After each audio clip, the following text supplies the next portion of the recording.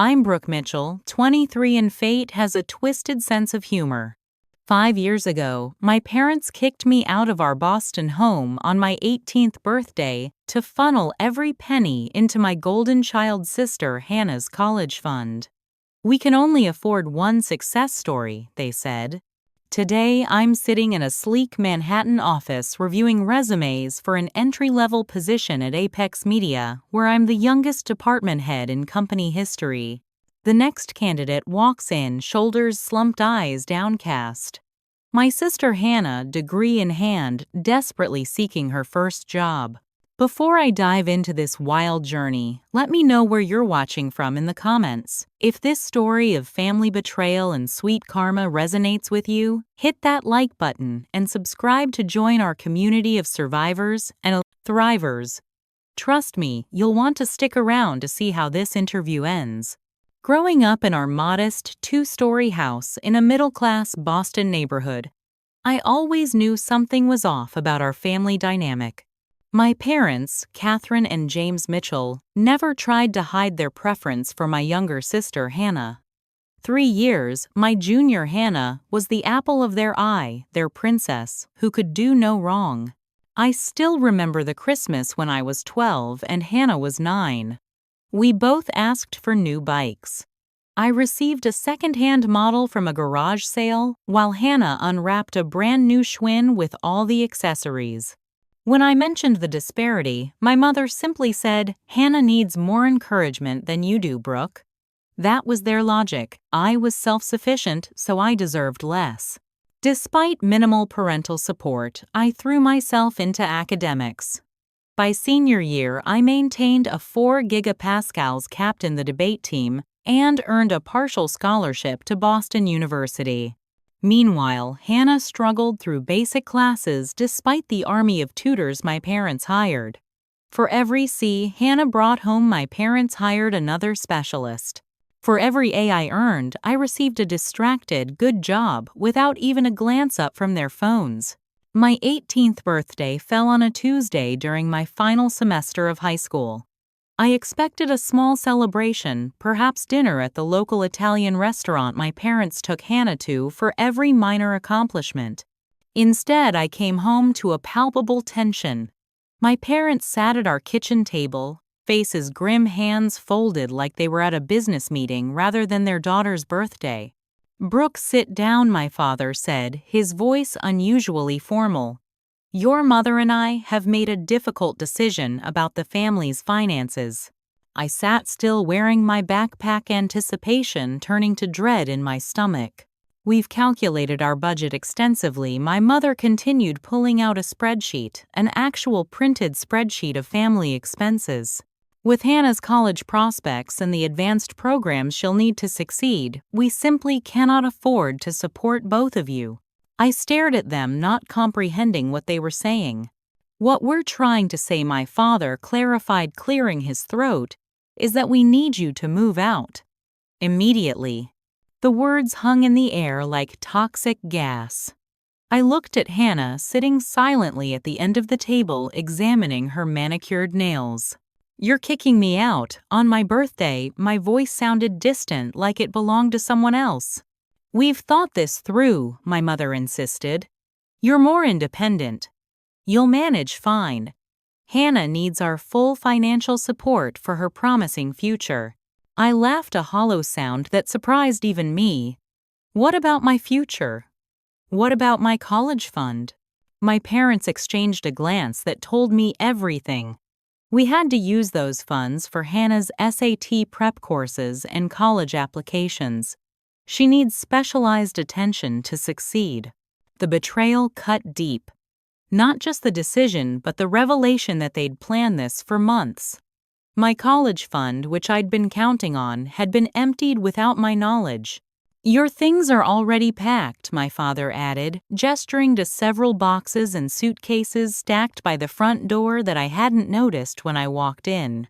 "We need your room for Hannah's study space. The tutor said she needs a dedicated environment."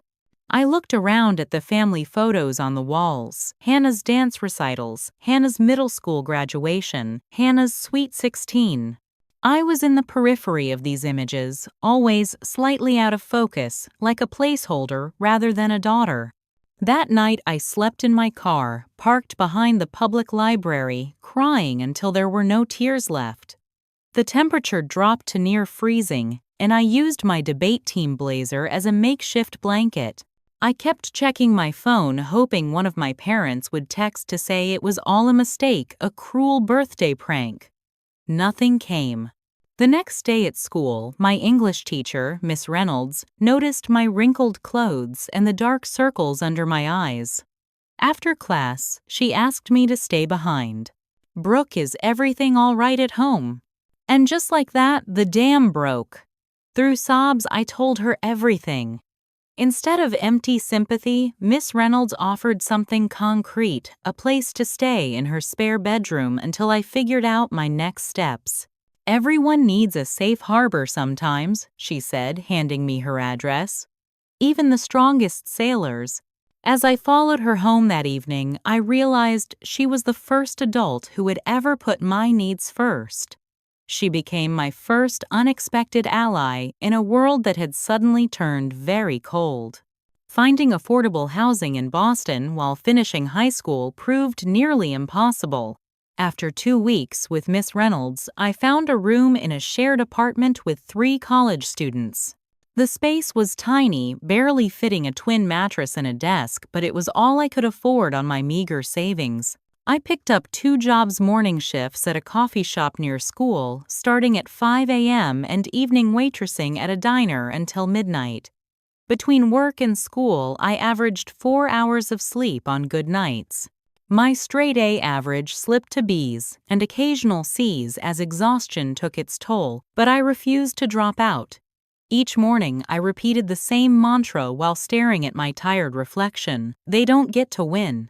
My family continued as if I had never existed. No calls, no texts, not even to check if I was alive. One Sunday morning, scrolling through social media during my coffee break, I saw new photos posted by Hannah, my parents taking her on college tours, smiling proudly with their arms around her shoulders. The caption read, "So blessed to have such supportive parents, number college bound, number family love." I threw up in the employee bathroom. Miss Reynolds remained my lifeline. She helped me apply for emergency financial aid and scholarship opportunities I didn't know existed. "Your circumstances have changed dramatically," she explained. "You now qualify as an independent student facing financial hardship." 3 months after being kicked out, I stood in the back of the auditorium during Hannah's high school graduation. I wasn't there to support her. I needed to see if my parents would even acknowledge my absence in their lives. They didn't. They cheered and took photos, my father lifting Hannah onto his shoulders like she was still a little girl instead of an 18-year-old woman. They looked happy, unburdened. I slipped out before they could see me. A week later, I received news that changed my trajectory. I'd won a partial scholarship to a state college. It wouldn't cover everything, but combined with student loans and my 2 jobs, I could make it work. That night, I allowed myself to cry again, not from despair, but from vindicated determination. College life brought new challenges. I moved into a tiny studio apartment with 3 other students in similar financial situations. We created a makeshift privacy system with hanging sheets, each claiming a corner of the room. My section measured exactly 6 by 8 feet. I know because I counted the floor tiles that marked my territory. During orientation week, I met Rachel Chen, a computer science major, who became the true friend I desperately needed. Unlike the shallow high school friendships that disappeared when my family drama unfolded, Rachel saw me at my worst and didn't flinch. "My parents escaped China with nothing but the clothes they were wearing," she told me one night over cheap ramen. "They taught me that rock bottom is just the foundation you build upon." Just as I was finding my rhythm, disaster struck again. Budget cuts led to a reduction in my scholarship. The financial aid office delivered the news with bureaucratic indifference. I would receive 30% less than promised. The math was clear and cruel. I couldn't afford to continue without additional income. The weight of potential failure crushed me. I spent an entire day in bed calculating and recalculating numbers that refused to add up to a solution. Rachel dragged me to a campus media club meeting that evening, insisting I needed to stop marinating in misery. Just come for the free pizza, she urged. You can go back to your despair dungeon afterward. That meeting changed everything. The club advisor, noting my English major, asked me to help with content for the campus website. My first article about hidden financial costs of college went mini-viral within our university system. Local media outlets picked it up, and suddenly I discovered a talent for digital content creation that connected with readers. I started freelancing for local publications, writing evenings and weekends. Each published piece built my portfolio and supplemented my dwindling bank account. When a Boston lifestyle magazine featured my article about working through college, my byline caught my parents' attention. The text from my mother came on a Tuesday almost identical to the day they'd kicked me out. Saw your article. You're doing well. We should catch up. No apology. No acknowledgement of abandonment. Just casual interest, now that I showed signs of success. I typed and deleted a dozen responses before settling on radio silence.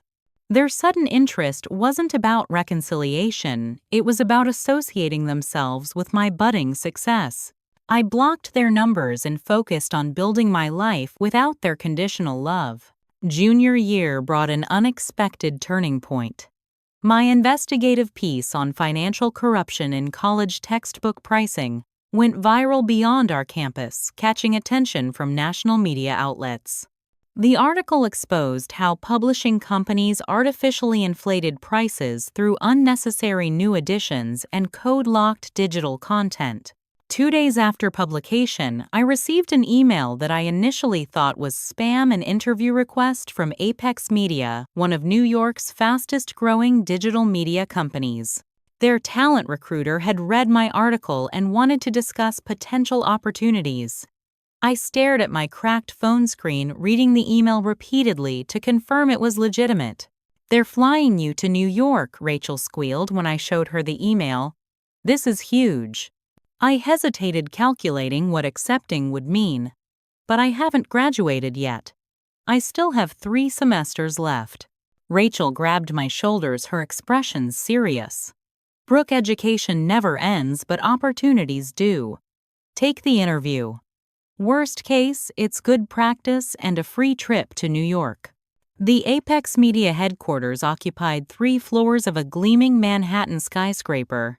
I spent every penny I had on a professional outfit, a navy blue blazer and matching pants from a consignment shop, and arrived an hour early, heart pounding. The interview with Apex's CEO, Mr. Harrington, was unlike anything I'd expected. A tall man with silver hair and intimidating intensity, he dispensed with traditional questions about my 5-year plan and greatest weaknesses. Your article on textbook pricing showed something rare: investigative instinct combined with audience awareness, he said, leaning back in his chair. How would you approach similar topics for a national audience? For 2 hours, we discussed media trends, digital engagement strategies, and my perspective on reaching younger demographics. At no point did he mention my incomplete degree or lack of formal experience. We typically hire journalism graduates with internship experience, he said, finally, but conventional paths produce conventional thinking. I'd like to offer you a position as a content associate. The salary he mentioned was more than I'd made in the past 2 years combined. I must have looked shocked because he smiled for the first time during our meeting. We can arrange flexible hours so you can complete your degree online, he added. Apex believes in developing talent, not just harvesting it. 2 weeks later, I moved to New York with 2 suitcases and more hope than I'd felt in years. My tiny Brooklyn apartment consumed most of my salary, but for the first time I had my own space, no roommates, no shared bathrooms, just 400 square feet that belonged exclusively to me. Learning the cutthroat media business proved challenging. Senior colleagues viewed me with suspicion or outright dismissal. My first assignment came only because no one else wanted it, covering a tech conference considered too niche and boring for experienced writers. I spent 3 days researching the companies, presenting, identifying angles others had missed. My article, connecting emerging AI ethics concerns to everyday consumer experiences, became Apex's most read piece that month. Mr. Harrington sent a company-wide email highlighting my work, which did nothing to endear me to resentful colleagues. "They'll either get over it or get left behind," Mr. Harrington told me during our monthly check-in. "Success is the best revenge, but also the loneliest." His words resonated deeply with my personal experience. For the first time, I had a mentor who recognized my potential without conditions or comparisons. My schedule became punishing, working full days at Apex, studying nights for my online degree, sleeping barely 4 hours before starting again. My social life consisted entirely of video calls with Rachel and occasional coffee with coworkers who didn't view me as a threat. 6 months before my virtual graduation ceremony, I received my first promotion to senior content strategist. I celebrated alone in my apartment with takeout sushi and a video call with Rachel, who had become my only connection to my old life. In a moment of weakness, I searched social media for my family. Hannah's college graduation photos appeared immediately, my parents flanking her in matching university sweatshirts captioned, "So proud of our brilliant graduate. The future is yours." I closed my laptop and walked to the window, looking out at the Brooklyn skyline. The familiar anger rose like bile, but this time I channeled it differently. Instead of letting it consume me, I used it as fuel. I opened my work laptop and began outlining a digital content strategy that would eventually change the trajectory of my career and Apex Media itself. Success became my most effective shield against the pain of abandonment. The Apex leadership meeting fell silent as I finished presenting my digital content strategy. 20 executives stared at me, some curious, others openly skeptical. At 21, I was easily the youngest person to ever pitch a company-wide initiative. "This would require restructuring 3 departments," said Douglas Walsh, the 50-something head of traditional media. "We can't overhaul established protocols based on a college dropout's PowerPoint." I maintained eye contact, refusing to show the hurt his words inflicted. "I completed my degree last month, actually. And these aren't protocols, they're habits. Expensive ones, costing us millennial and Gen Z engagement." The rejection was swift and nearly unanimous. Only Mr. Harrington remained after others filed out. "They're scared," he said, helping me gather my materials. "Fear makes people cruel." I fought back tears of frustration. "So that's it. They just dismiss it without actual consideration." He smiled enigmatically. "I didn't say that. I'd like you to run a pilot program with a small team. Prove your concept works, and even Douglas can't ignore results." For the next 3 months, I worked double shifts, regular daytime hours, followed by nights and weekends developing my pilot project. I recruited 3 other overlooked employees, a data analyst passed over for promotion twice, a graphic designer relegated to newsletter templates, and an international content creator whose accent had become an excuse to keep her from client-facing roles. We operated under the radar, applying my strategies to a small section of Apex's online properties. The results after 60 days were undeniable: engagement up 47%, subscription conversions increased by 32%, and advertising revenue growth outpacing all other divisions. When Mr. Harrington presented our results at the next quarterly meeting, the room had a very different energy. "This pilot program has outperformed our most optimistic projections," he announced. "I'm creating a new digital engagement team with Brooke Mitchell as team leader." The promotion came with a substantial salary increase and, more importantly, official recognition. Yet success brought new challenges.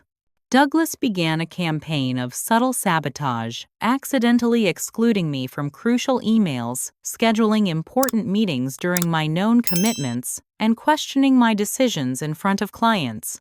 "He feels threatened," Rachel observed during one of our weekly calls. Now working for a major tech company, she had become my sounding board for navigational office politics. Men like him can't imagine a world where they're not automatically at the top.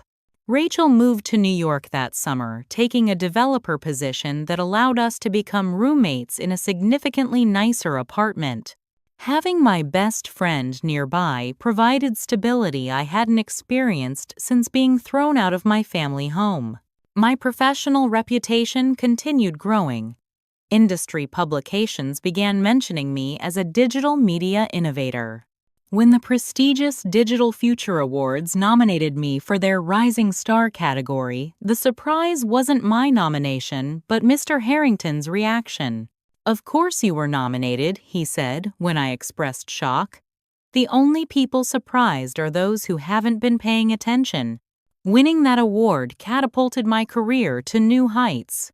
Speaking engagements and interview requests flooded in. Apex capitalized on my rising profile, featuring me prominently in their corporate communications. 6 months before my 23rd birthday, Mr. Harrington called me into his office for an unexpected meeting. I worried briefly that Douglas had finally succeeded in undermining me. "I'm restructuring the company," Mr. Harrington announced without preamble. "I need someone forward-thinking to head our entire digital division. I'd like that person to be you." The promotion to department head, youngest in company history, came with an office overlooking Manhattan, a team of 38 people, and a salary that finally allowed me to start building savings rather than just surviving. I moved into my first real adult apartment, a 1-bedroom in a doorman building with actual closet space and a kitchen where more than one person could stand.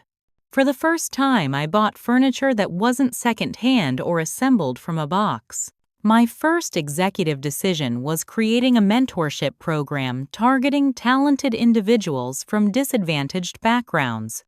The initiative provided paid internships and professional development to people who, like me, had the ability but lacked connections and resources. For the first time since being abandoned by my family, I felt truly successful and secure. I had built a life that reflected my values and validated my worth, not to prove anything to those who discarded me, but to honor the potential they couldn't see. Then came the email that reopened wounds I thought had healed. "Brooke," my mother wrote, "after 3 years of silence, we've been following your success and couldn't be prouder. You've always been so independent and capable. We should reconnect soon. Love, Mom." No acknowledgement of their abandonment. No apology. Just the presumption that my success meant all was forgiven.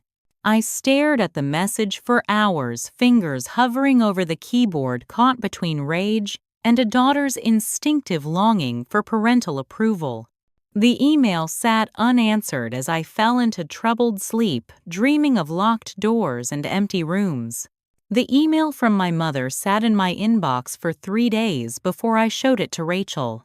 We were having Sunday brunch at our favorite cafe when I finally handed her my phone. "They're so proud," Rachel read, voice dripping with sarcasm. "How convenient that their pride activates exactly when you become successful." I pushed my eggs around my plate. Maybe they genuinely regret what happened. Rachel set down the phone with deliberate care. "Brooke, where's the apology? Where's the acknowledgement that they threw you away like garbage? They smell success and want a piece. Period." Despite Rachel's warning, some childish part of me wanted to believe my parents had changed, that they finally recognized their mistakes. After a week of internal debate, I responded with a brief agreement to meet for coffee, setting clear boundaries: public place, limited time, no pretending the past didn't happen. We arranged to meet at a neutral cafe in Midtown. I arrived early, choosing a table with clear sightlines to the exit. When they walked in, my father noticeably grayer, my mother thinner than I remembered. My heart performed contradictory movements, leaping with instinctive joy while simultaneously contracting in self-protection. Brooke, my mother, attempted to hug me, but I stepped back, extending my hand instead. Her smile faltered as she accepted the handshake. "You look wonderful." "So professional." My father nodded approvingly. "The New York life agrees with you." They sat ordering elaborate coffee drinks while I sipped water. For 20 excruciating minutes, they chatted as if we were casual acquaintances catching up after a brief separation, asking about my apartment, my job, my social life. Not once did they mention abandoning me on my 18th birthday. Finally, my father cleared his throat. "Brooke, we've been following your career closely. That award speech you gave was very impressive." "You watched that?" I asked, genuinely surprised. "Of course," my mother interjected. "We record all your television appearances. Hannah always tells us when you're mentioned in media publications." The mention of Hannah's name changed the atmosphere instantly. "Actually," my father continued, leaning forward, "Hannah is why we wanted to reconnect. She's having a difficult time professionally." And there it was, the real reason for this reunion. Hannah majored in communications, my mother explained, pulling out her phone to show photos of Hannah's graduation. But she's struggling to find her path in the industry. My father nodded solemnly. "We thought, given your position at Apex and your connections, you might help her find a suitable position in media." The audacity was breathtaking. I stared at them, waiting for some acknowledgement of the irony. They had kicked me out to focus all resources on Hannah and now wanted me to rescue her career. "What exactly has Hannah been doing since graduation?" I asked, keeping my voice neutral. They exchanged uncomfortable glances. "She's been exploring options," my mother said vaguely. "Taking time to find her passion." "For 2 years," I pressed. My father sighed heavily. "There have been challenges. The job market is competitive, and Hannah's always been sensitive to pressure." Further questioning revealed the full picture. My parents had mortgaged their house twice to fund Hannah's education at an expensive private university.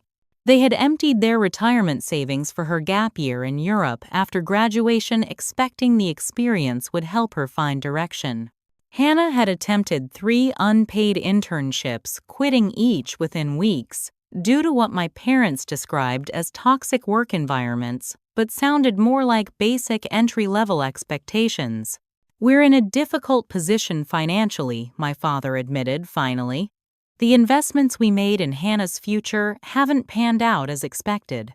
The subtext was clear, having poured everything into their golden child. With disappointing returns, they now turned to the daughter they discarded, hoping her success could bail them out.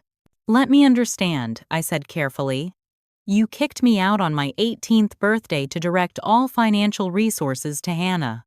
Now that I've succeeded despite your abandonment, you want me to use my hard-earned position to help the very person you sacrificed me for." "That's a very harsh characterization," my mother protested, tears forming. "We made difficult choices for the family's overall benefit." "For Hannah's benefit," I corrected. "Not mine. Certainly not the family's." "You were always stronger," my father insisted. "We knew you'd land on your feet." "I slept in my car for a week," I said quietly. "Then a teacher's spare room. I worked 2 jobs while finishing high school. I nearly dropped out of college from exhaustion.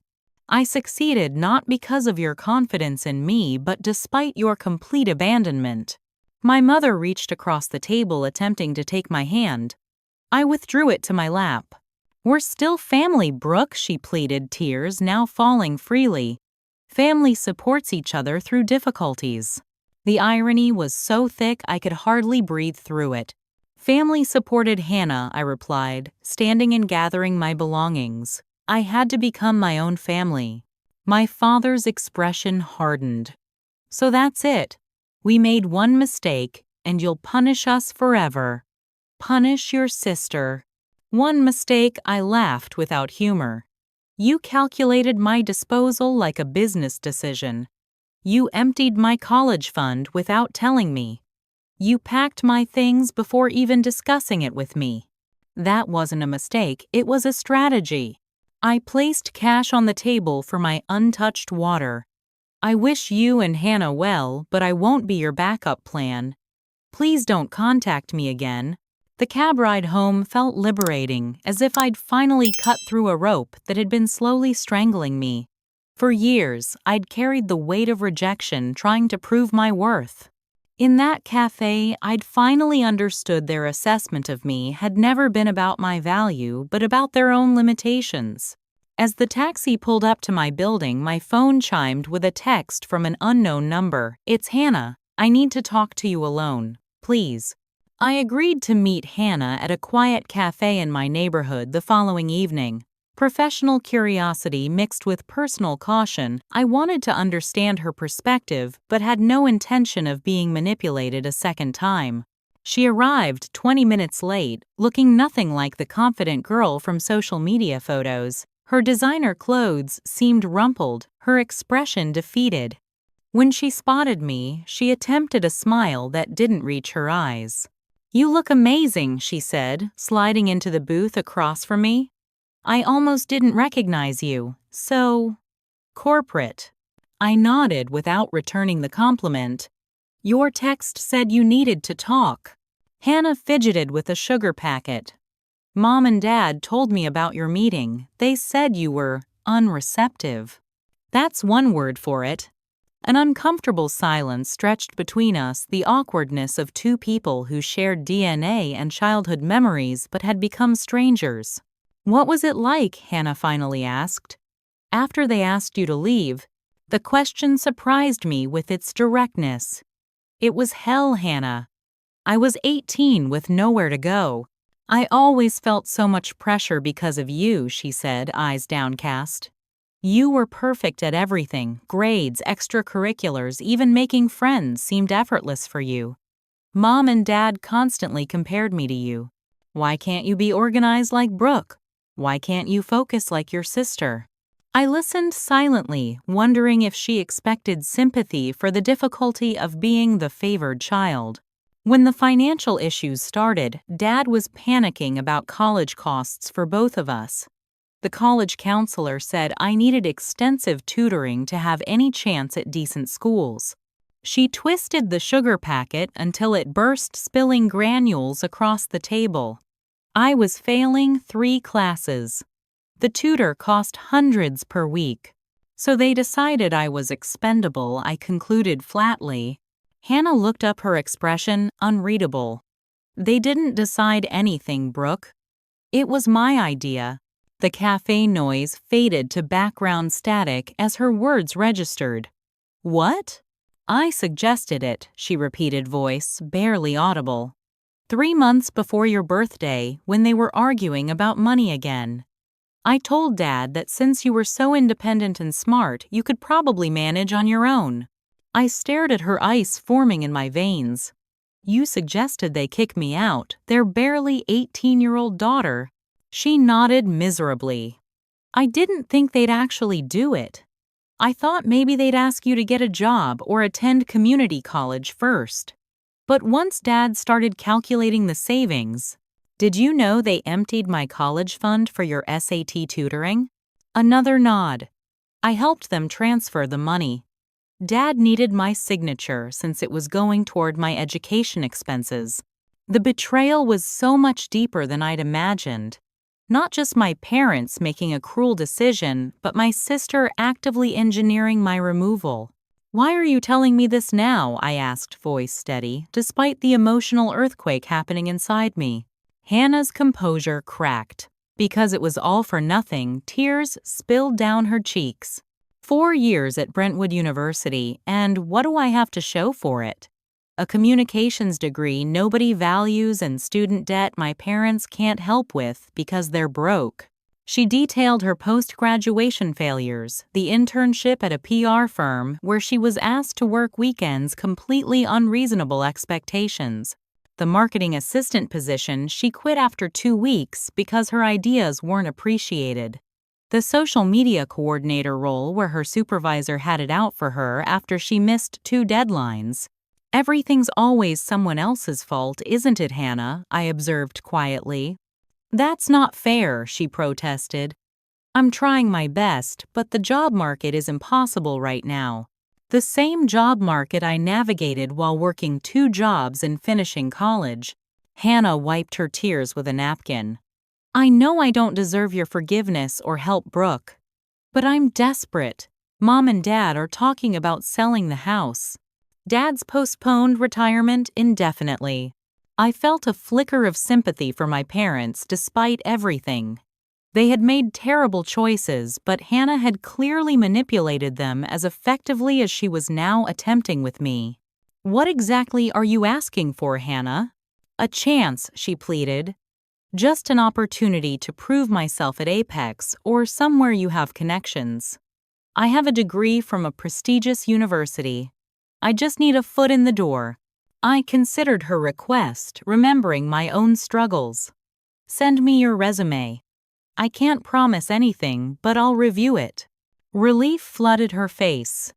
Thank you, you won't regret this. I've changed, I promise. But as the conversation continued, Hannah's mask slipped. When I mentioned the entry-level position would require weekend work, her enthusiasm dimmed. When I emphasized performance metrics and accountability, she became defensive. You know, she said, tone shifting subtly, Mom and Dad were really hurt by how you spoke to them yesterday.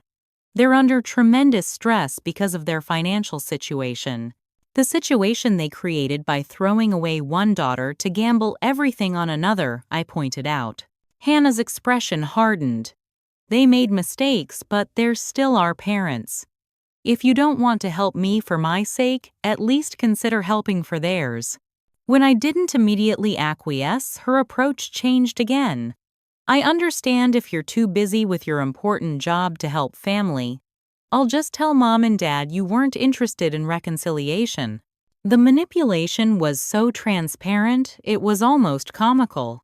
5 years ago, it might have worked my desperate need for family approval overriding self-preservation. But I recognized the tactics now. Hannah, I said, gathering my things, send your resume if you want it considered on its merits. But understand, this threats and guilt won't work on me anymore. I built my life without family support, and I can continue that way if necessary. Her face flushed with anger. You always thought you were better than everyone. Now you have a fancy job and think you can just discard your family. The projection was stunning in its lack of self-awareness. Goodbye, Hannah, I said, walking away from the toxic dynamic I'd escaped 5 years earlier. That night, I blocked her number along with my parents' contact information and social media accounts. Rachel found me on the couch, staring blankly at the ceiling. That bad? She asked, sitting beside me. I recounted Hannah's confession, each revealed detail making Rachel's expression darken further. I knew they were terrible, but this is soap opera villain territory, she said when I finished. Your sister basically conspiracy theoried you out of your home. The worst part is some tiny piece of me still wants their approval. I admitted, tears finally coming. How pathetic is that? Rachel held me as I sobbed for the 18-year-old girl sleeping in her car, for the college student working herself to exhaustion, and for the adult still carrying wounds that family should never inflict. It's not pathetic to want love from the people who were supposed to love you unconditionally, she whispered. But it's brave to recognize when that love comes with unacceptable conditions. The following week, I started therapy, something I'd avoided despite Rachel's gentle suggestions. As the therapist helped me untangle family dynamics and establish healthier boundaries, Mr. Harrington noticed the change in my demeanor. Personal growth often affects professional performance, usually for the better, he observed during our monthly check-in. Though it rarely comes without discomfort. I nodded, surprised by his perception. I'm working through some family issues. Family, he said thoughtfully, is often defined by obligation rather than choice. I learned late in life that chosen family frequently provides what biological family cannot. It was the most personal statement he'd ever made, offering a glimpse of his own experiences. In that moment, I realized I had built a chosen family through friends like Rachel and mentors like Mr. Harrington, people who valued me for who I was, not for what they could extract from me. The healing process had finally begun. 2 months passed with no contact from my family. I threw myself into my new executive role, expanding Apex's digital footprint while developing my mentorship program for disadvantaged talent. The initiative had already brought remarkable individuals into our organization who might otherwise have been overlooked. April brought major expansion plans at Apex. Mr. Harrington announced the creation of several new departments, each requiring additional staff. As department head, I needed to hire 3 entry-level content associates for my team. The usual procedures apply. HR Director Janet Phillips explained during our planning meeting. All candidates receive initial screening through HR, followed by departmental interviews conducted by you or your designated team leaders. Rachel and I were having dinner that weekend when the topic of hiring came up. Watch your sister apply without realizing it's your department, she joked, pouring more wine. That would be the ultimate karmic boomerang. I laughed, dismissing the possibility. Hannah would never apply for an entry-level position. She expects to start at director-level minimum. Monday morning brought a mountain of resumes to my inbox, over 200 applications for 3 positions. I established a review committee of trusted team members to help identify promising candidates for interviews, planning to personally review their selections before finalizing the interview list. Friday afternoon, as I reviewed the committee's top 20 candidates, a familiar name froze me mid-scroll: Hannah Mitchell. I stared at the screen, convinced I was hallucinating from overwork. But there it was, my sister's resume, complete with her Brentwood University communications degree and sparse work history, consisting primarily of independent consulting projects, a creative reframing of unemployment, and those brief, failed internships. The resume contained multiple exaggerations and outright fabrications. Hannah claimed leadership roles in organizations where she had been briefly employed and spearheaded initiatives that never existed. She listed proficiency in software I knew she had never used, and included recommendation quotes from supervisors who had terminated her employment. My committee had flagged her application based solely on her claimed experience, unaware of our connection.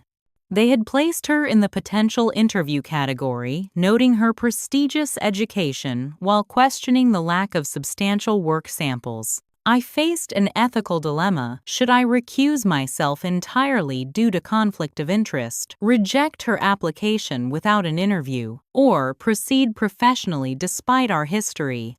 After an hour of deliberation, I visited Janet in HR to discuss the situation. "This is certainly unusual," Janet said, reviewing Hannah's application and my disclosure of our relationship. "Technically, company policy allows family members to work at Apex, though not in direct reporting relationships. What would you recommend?" I asked. "I want to handle this appropriately." Janet considered the question carefully.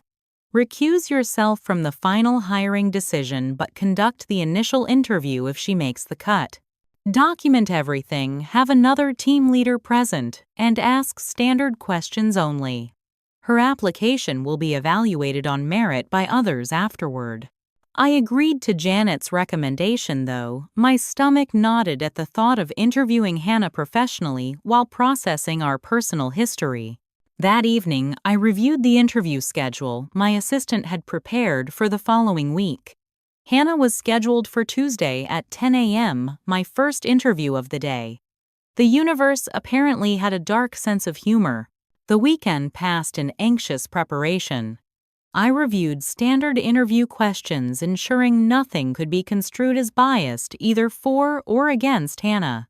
I role-played potential scenarios with Rachel, who volunteered antagonistic responses that made us both laugh despite my nervousness. "What if she just starts crying in the middle of the interview?" Rachel asked, mimicking dramatic sobbing.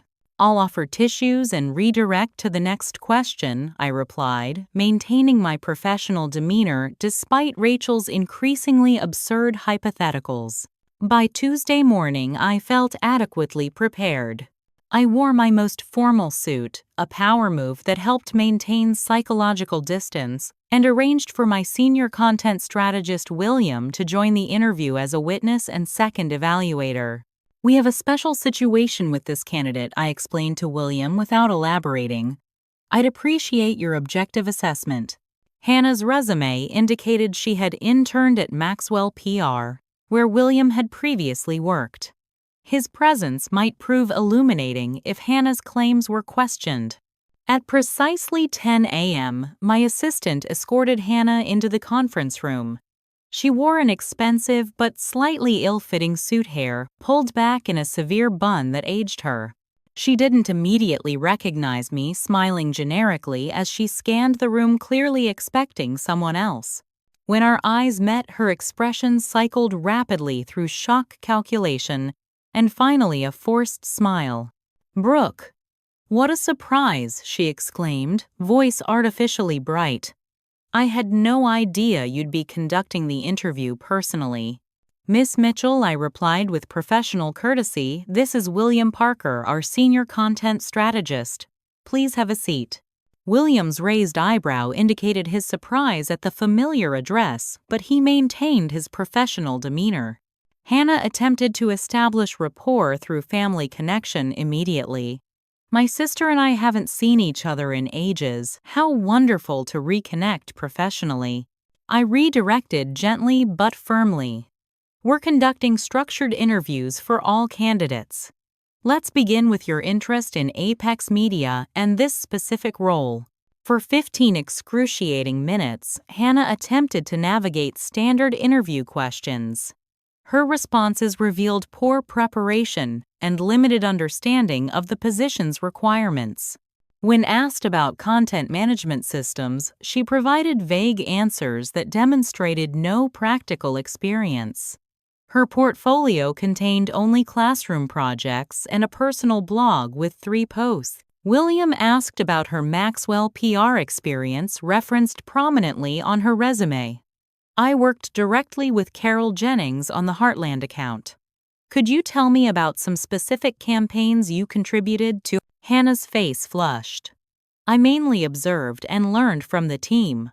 It was more of a learning experience than direct contribution." William nodded without expression.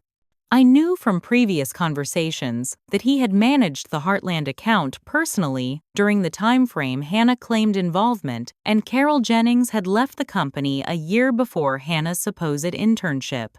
As the interview progressed, Hannah grew increasingly desperate, dropping references to family loyalty and blood connections that made William visibly uncomfortable. When I asked about her experience working under tight deadlines, a crucial skill for our fast-paced environment, Hannah abandoned all pretense of professionalism. "This is ridiculous," she snapped. "We both know you're only doing this to humiliate me. After everything our family did for you, this is how you repay us." William's eyes widened at the outburst. I maintained my composure, keeping my voice steady. "Miss Mitchell, all candidates are evaluated on their qualifications and responses. Would you like to answer the question about deadline management? Or shall we move to the next topic?" "You think you're so much better than everyone," Hannah continued, voice rising. "You've always been jealous of me, of the attention Mom and Dad gave me. Now you're using your position to sabotage my career." I made a final attempt to salvage the professional context. "This interview is about your qualifications for this specific position. Your personal grievances are not relevant to that assessment." Hannah stood abruptly, knocking over her water glass. "You're sabotaging me. You're telling them not to hire me because you're still bitter about high school." Security was called when Hannah refused to leave voluntarily, creating a scene that unfortunately played out within view of the open concept office. My colleagues watched as she was escorted to the elevator, still shouting accusations about family betrayal. I remained in the conference room after she left, taking deep breaths to center myself. William sat silently beside me, clearly processing what he had witnessed. "I apologize for the unprofessional conclusion to the interview," I said finally. William shook his head. "No apology needed. Though I am curious about the 'everything our family did for you' comment, given it seemed to suggest the opposite of gratitude." I smiled wryly. Family dynamics are complicated. Clearly, he agreed, gathering his notes. For what it's worth, even before the outburst, she wasn't qualified for an intern position, let alone content associate. Mr. Harrington called me into his office that afternoon. I entered with trepidation, uncertain whether Hannah had contacted him with complaints. "I heard there was some drama in the Mitchell department today," he began, gesturing for me to sit. Janet filled me in on the basics. Family can be the greatest support or the heaviest anchor. I nodded, unsure how to respond. "I knew she was your sister," he continued, surprising me. "I saw the same distinctive spelling of your unusual middle name on both your employment documents. When her application came through HR, I was curious how you would handle it." "You were testing me," I realized, not entirely pleased by the revelation. "Observing, not testing," he corrected. "Leadership isn't just about strategic decisions, it's about maintaining integrity during personal challenges. You could have quietly removed her application or created reasons to reject her. Instead, you followed proper protocols despite difficult circumstances." His approval meant more than I wanted to admit. "Thank you for your confidence. The position isn't quite right for her current qualifications," he said with deliberate understatement, "but I'm told there's an opening in the mailroom if she's interested in building skills from the ground up." I appreciated the gesture, though I knew Hannah would consider mailroom work beneath her. "I'll pass along the information if appropriate contact occurs." As I turned to leave, Mr. Harrington added, "Brooke, sometimes the family we create through choices matters more than the one we're born into. Remember that when the inevitable guilt surfaces." His insight, so similar to my therapist's recent guidance, reinforced that I had indeed found a chosen family among those who valued my authentic self. The morning after Hannah's disastrous interview, I arrived early to prepare for an executive strategy meeting. My assistant intercepted me at the elevator. "There's a situation in reception," she said, her typically calm demeanor noticeably strained. "A couple claiming to be your parents is demanding to see you. Security called up when they refused to leave without speaking to you directly. They're saying it's a family emergency." My stomach dropped. I had naively hoped Hannah's interview fiasco would end our dysfunctional family drama, but apparently it was just beginning. "Have security bring them to conference room 3, I instructed. "Tell them I'll be there in 10 minutes. Those 10 minutes were spent centering myself and calling Rachel for moral support. "They're here at my office," I explained hurriedly. "Hannah must have called them after yesterday." "Do you want me to come?" Rachel offered immediately. "I can be there in 20 minutes. I declined gratefully but asked her to remain on standby. Then I called William, requesting his presence as a professional witness. "This may get messy," I warned him. "You're under no obligation to attend." "I'll be there," he responded without hesitation. "Conference room 3, right?" When I entered the conference room, my parents were pacing anxiously. My father's face flushed with anger upon seeing me, while my mother's eyes were red from crying. "What kind of cruel game are you playing?" my father demanded before I could speak. "Humiliating your sister during a job interview, having security escort her out like a criminal." I remained standing, maintaining physical and emotional distance. Hannah was treated exactly like any candidate who becomes disruptive during an interview. No special treatment, positive or negative. She said you asked inappropriate questions to embarrass her, my mother interjected, dabbing at her eyes with a tissue. The interview was conducted with standard questions asked of all candidates with another team member present as witness, I explained calmly. Hannah was unprepared, unqualified, and ultimately unprofessional. William entered nodding politely to my parents before standing beside me in silent support. You're still punishing her for your childhood jealousy, my father accused, voice rising. You finally got some power and now you're using it for revenge. Several colleagues walking past the glass-walled conference room slowed to observe the confrontation. I was painfully aware that my professional reputation was at stake. Mr. and Mrs. Mitchell, I said formally, this is a place of business, not a venue for family disagreements. If you have concerns about our hiring processes, you're welcome to file a formal complaint with HR. We're not leaving until you agree to give Hannah a fair chance, my father insisted, his volume increasing further. You owe your family that much. I owe my family nothing, I replied, keeping my voice measured despite my racing heart. You made that very clear when you calculated my value and found me expendable. My mother stepped forward, tears flowing freely now. We made mistakes, Brooke. We're not perfect parents. But punishing Hannah for our decisions isn't fair. This isn't punishment, I clarified. Hannah received the same evaluation process as every other candidate. She lacks the qualifications, experience, and professionalism required for the position. More colleagues had gathered outside, pretending to discuss work while obviously eavesdropping. The glass walls that normally symbolized Apex's commitment to transparency now felt like a fishbowl of public humiliation. You've always been cold, my father accused, gesturing wildly. We gave you everything we could. You gave me nothing. The words burst out before I could contain them. Taking a deep breath, I continued more calmly. You threw me out on my 18th birthday. I slept in my car. I worked 2 jobs to survive while finishing high school. I nearly collapsed from exhaustion trying to pay for college after you emptied my savings without permission. The gathering crowd outside grew larger as my father's face darkened with rage. We'll expose you for the vindictive person you are. We'll tell everyone how you abandoned your family when they needed you. William stepped forward slightly. Sir, I was present for yesterday's interview. Your daughter Hannah claimed experience she doesn't have, provided false references, and became verbally abusive when questioned about discrepancies in her resume. My parents glanced at each other, their narrative clearly disrupted by this third-party account. You don't understand our family situation, my mother attempted, her manipulation tactics shifting. Brooke, please. We're struggling financially.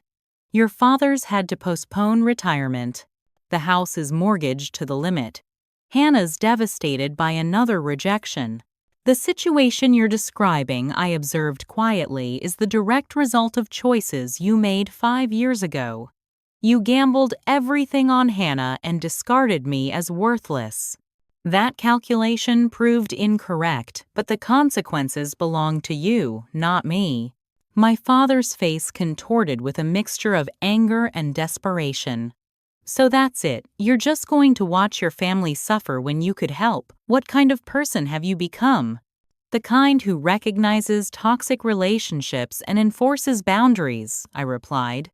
The kind who built success without family privilege or support. The kind who values integrity over manipulation.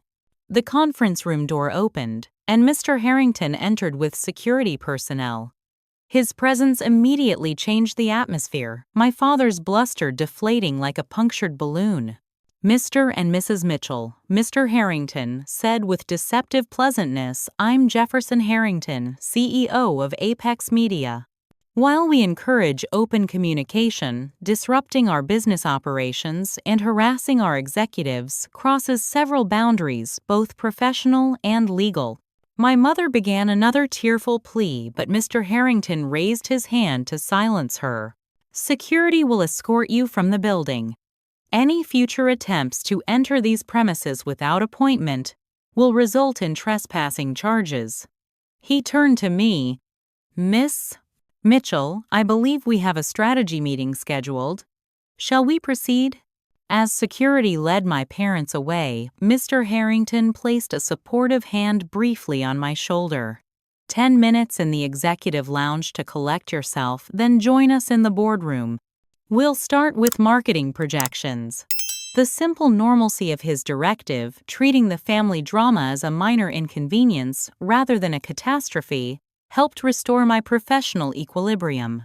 In the executive lounge, I splashed cold water on my face and reapplied lipstick with hands that trembled only slightly. By afternoon, the incident had spread throughout the office. Rather than the career-damaging embarrassment, I feared the confrontation seemed to have strengthened my standing. Colleagues stopped by with coffee, supportive comments, and their own family horror stories.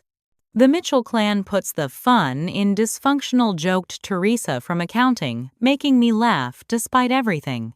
That evening, an unexpected email arrived from Mr. Harrington. All staff. Today's unfortunate disruption in the digital division highlighted something worth acknowledging publicly. Leadership isn't measured by titles or organizational charts, but by grace under pressure and unwavering professionalism during personal challenges. Brooke Mitchell exemplified these qualities today. Her handling of a difficult situation while maintaining her responsibilities deserves recognition. It's precisely this integrity and resilience that prompted my decision to expand her role. Effective immediately, Brooke will lead our newly formed Digital Innovation Division, overseeing multi-platform content strategy across all Apex properties. This expanded role reflects both her exceptional performance and our company's strategic priorities moving forward. Please join me in congratulating Brooke on this well-deserved promotion. Jefferson Harrington, CEO, Apex Media. I read the email 3 times, hardly believing its contents. The promotion was substantial, nearly doubling my team size and budget, while placing me directly in the executive leadership circle. It was more than professional validation. It was public affirmation of my worth from the person whose opinion I valued most in the business world. Rachel organized an impromptu celebration that evening, inviting trusted colleagues to a nearby restaurant. Surrounded by people who genuinely supported me, who had chosen to be in my life, and whom I had chosen in return, I experienced a profound sense of belonging that my biological family had never provided. For the first time, I slept peacefully through the night, unburdened by family ghosts or fears of inadequacy. The following morning, I was mentioned in a media industry newsletter announcing my promotion. Among the congratulatory emails was one from an unexpected source, Miss Reynolds, my high school English teacher who had provided that first crucial sanctuary when I had nowhere else to go. I always knew you would soar once free of the weights holding you down, she wrote. Your success is entirely of your own making and all the more valuable for it. I smiled at her message, remembering her kindness during my darkest days. An idea formed the perfect addition to the mentorship program I was developing. I immediately sent her a response asking if she might consider a consulting position helping with educational outreach. The cycle of support had come full circle. 6 months after the confrontation with my parents, life had transformed in ways I couldn't have predicted. My expanded department thrived under the innovative structure I'd implemented, surpassing quarterly projections by 37%. Our success became a case study in industry publications, with competitors scrambling to replicate our strategies. The mentorship program I'd established for disadvantaged students had grown from a personal passion project into a company-wide initiative. 22 participants now received training, stipends, and professional development opportunities. Several had already transitioned to entry-level positions throughout Apex, Miss Reynolds accepted my offer to run the educational outreach component of the program, bringing her decades of experience identifying overlooked potential in students. Her perspective proved invaluable as we expanded beyond media-focused training to include financial literacy and professional development skills. Many brilliant young people fail, not because of ability she observed during our program review, but because no one taught them the unwritten rules of professional advancement. Rachel received a well-deserved promotion to technical director at her company, and we celebrated by moving into neighboring apartments in a better building. Our Sunday brunches remained sacred time for unfiltered conversation and mutual support. "We should formalize our friendship," Rachel joked one Sunday. "Like a blood pact, but with mimosas instead of blood." On a crisp October morning, I received an email that stopped me mid-coffee. The sender was Hannah writing from an unfamiliar address. "Brooke, I'm writing not to ask for anything, but to offer something long overdue, an apology. After the interview disaster and mom and dad scene at your office, I hit rock bottom. The fantasy that my degree entitled me to success finally shattered. I'm working retail now in Philadelphia. It's not glamorous, but it's honest work with a regular paycheck. I'm finally supporting myself without parents or older sisters to bail me out. A therapist is helping me understand how our family dynamic shaped me into someone I don't like very much. The entitlement, the manipulation, the jealousy, I'm working through it all. I don't expect forgiveness or reconnection. I just wanted you to know that I recognize the hurt I caused and am trying to become someone better. Someone who takes responsibility rather than laying blame. I hope you're well. Hannah." The email contained no requests, no manipulative language, no guilt trips, just accountability and apparent growth. I composed several responses before settling on something brief but genuine. "Hannah, thank you for your email. Accountability is a significant step. I'm glad you're finding your path and getting professional support. Forgiveness is a process, not an event. Relationship repair takes time and consistent changed behavior from all parties. I'm not ready for reconnection yet, but I appreciate your recognition of past dynamics. I wish you well in your journey." Brooke, my therapist had helped me recognize that, while forgiveness might eventually be possible, trust required rebuilding from the ground up. Family relationships could potentially be reconstructed, but never on the same dysfunctional foundation. Personal growth extended beyond family dynamics. After years of focusing exclusively on career advancement and financial security, I had finally started dating someone, a literary editor named Jamie, who respected my independence and ambition while offering genuine emotional support. "Your family story isn't that different from some classic literature," Jamie observed one evening over dinner.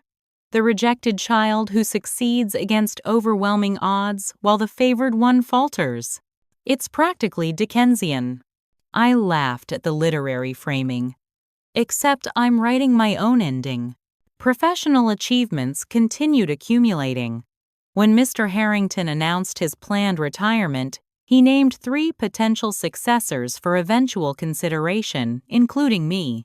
Though the transition was at least 2 years away, the mere suggestion of such advancement verified how far I'd come from that terrified 18-year-old sleeping in her car. In November, I received an unexpected honor, an invitation to deliver the keynote address at the Digital Media Innovation Awards.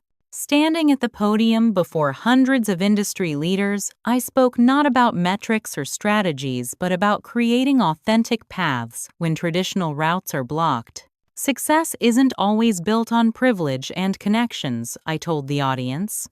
"Sometimes it's constructed from necessity, resilience, and the determination to define your own worth when others have miscalculated it." I spoke about redefining family beyond blood relationships, building connections based on mutual respect and genuine care rather than obligation or manipulation. The standing ovation that followed suggested my message resonated far beyond my personal experience. After the ceremony, a journalist from Industry Today approached about featuring my journey in their Pathmakers series. Initially hesitant to expose personal vulnerability in a professional context, I ultimately agreed after consulting with my therapist. Sharing your story might help others from similar backgrounds, she pointed out. The details that seem most painful to reveal are often precisely what others need to hear to feel less alone. The healing power of speaking truth surprised me. Each time I articulated my experience in therapy with trusted friends, and eventually in the published profile, the narrative shifted slightly. What began as a story of abandonment and betrayal evolved into one of resilience and self-determination. Not because the facts changed, but because my relationship to them transformed. The article generated hundreds of messages from readers with similar experiences, people who had been discarded by family, yet found strength to build meaningful lives. I established a quarterly mentorship breakfast for young professionals from challenging backgrounds, creating the support network I had desperately needed at their age. On my 24th birthday, 6 years after being kicked out, I sat in my office reviewing applications for the next mentorship cohort. A young woman's essay particularly caught my attention. Her circumstances mirrored my own, homeless at 18 after family rejection, working multiple jobs while attending community college, determined to succeed despite overwhelming odds. I arranged to meet her personally rather than delegating the interview to program coordinators. When she entered my office, nervous but determined, I recognized the familiar hunger for validation and opportunity. 5 years ago, I was sleeping in my car, I told her after initial introductions. Now I'm here. With the right support and your obvious determination, imagine where you might be in 5 years. The flash of hope in her eyes reflected my own journey, the understanding that life's worst betrayals sometimes lead to our greatest opportunities. Not because trauma is valuable, but because overcoming it reveals strength we never knew we possessed. That evening, I stood on my apartment balcony, looking over the Manhattan skyline, feeling a sense of peace that had once seemed impossibly distant. Success wasn't about proving worth to those who had discarded me. It was about building something meaningful that helped others find their own strength. The painful beginning had led to a purposeful life, not despite the abandonment, but because the absence of a safety net had forced me to create something stronger, more intentional, and ultimately more genuine than what I had lost. Family, I had learned, wasn't defined by DNA, but by choices, daily decisions to support, respect, and value one another. The family I had built through friendship, mentorship, and professional connections provided the belonging my biological family never could. In choosing myself when no one else would, I had ultimately found my way home. So tell me, have you ever had to create your own path when traditional support systems failed you? What unexpected strengths did you discover in yourself through adversity? Share your experiences in the comments below, and don't forget to like, subscribe, and share this video if my story resonated with you. Remember, sometimes the most beautiful journeys begin with the most painful first steps. Thank you for listening, and I'll see you in the next video. Stay strong, stay determined, and know that your worth is not determined by those who failed to see it.